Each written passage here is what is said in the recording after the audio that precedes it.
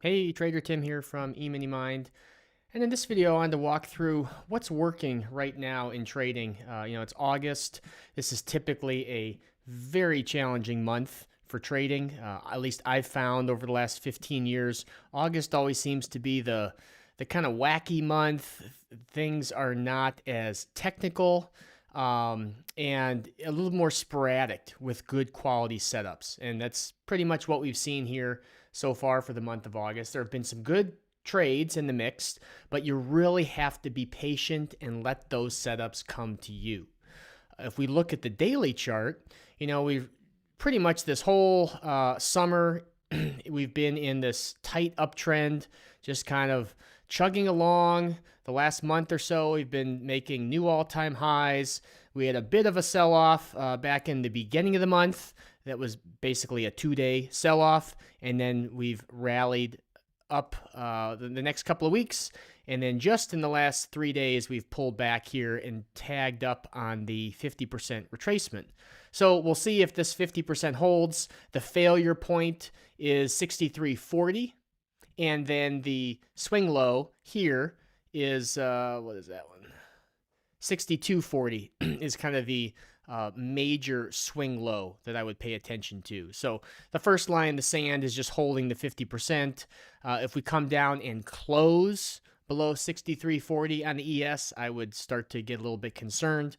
And if we come up to, if we bounce off of this 50 and end up kind of getting some resistance at 6,500, that would also be a little bit concerning because that would be starting to fill out a double top.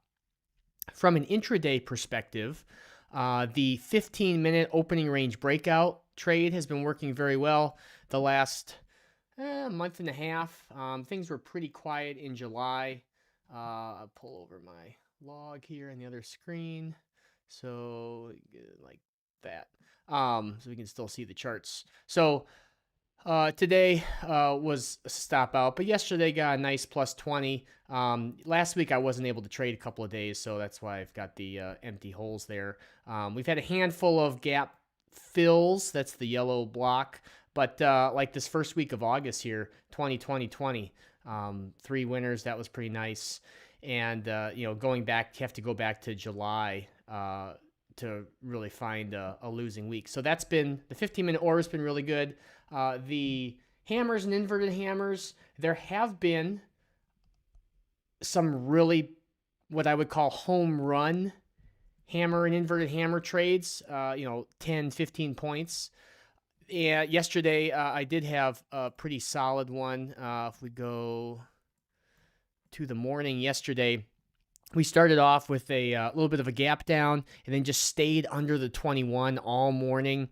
We weren't able to, get a major 50% pullback, but down in here, we came up close to the 50 or to the 21 EMA with this little inverted hammer here, and seeing that the downtrend we'd been in all morning was, still holding after 30 minutes.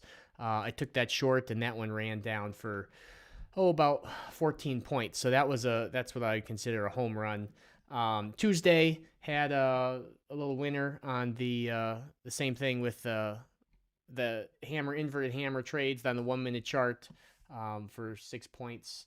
And then the other thing that I've been doing on the 1-minute chart on these inverted hammer trades is using a 6-point first target. And that's been working really well. Because some trades, they might only go 6.5, 7, 8 points. And if you're trailing your stop above each candle's high, and you get one candle that, sells off, well, let's like right here. You get a candle that sells off. This candle itself is 6.5 points. And if your stop is above that candle's high, and then we, turn back up and break above it, you're giving back, in this case, 6.5 points. So having that 6-point target is nice to lock in some profit on the first half of the position, and then just continue to trail on the second half of the position. 512 tick chart wise, things have been a little bit sparse. Taking trades that correspond with low NYSE ticks on entry.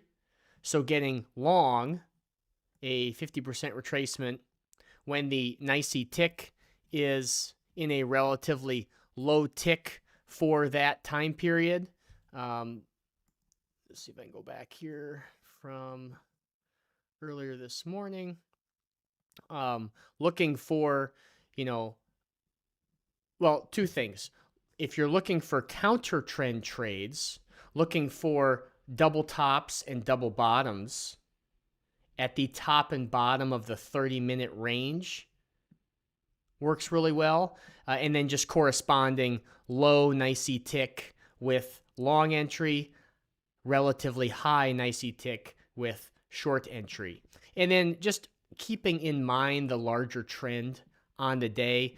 When we're range bound or pretty choppy, there's not much to guide your smaller time frame with. But when we do have these bigger trends, yesterday had a half hour, 45 minutes of pretty strong downtrend. We had a couple days in here where we were trending up pretty nicely for most of the morning session and then even into the close.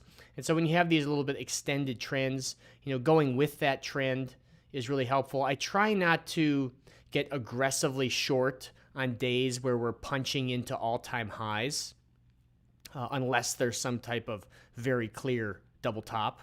But on those days, I try to, go with the trend, let the market break into highs and then continue on. So that's kind of what's working lately. There's a couple other things that we've been looking at in the live trading session and chatting with on Discord. One of those has been if we get a hammer, so we'll go to yesterday, for instance. If we get a hammer or an inverted hammer, sometimes it can be hard to get into those trades if the candle closes at the low and then the next candle starts to form right away. This one, was easy to get into. The candle closed. You had about 15 seconds, 20 seconds before the next candle starts to form. You can look at the price, put your order in, and then get filled. So not a big deal.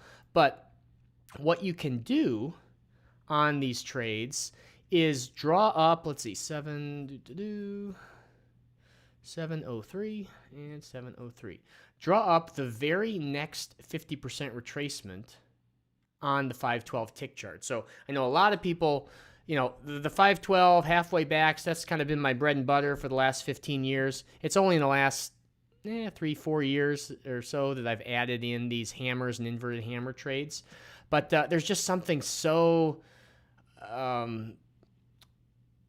puts you at ease with putting a limit order, puts me at ease, putting a limit order in at a 50% retracement, having the time to see the price, put the order in.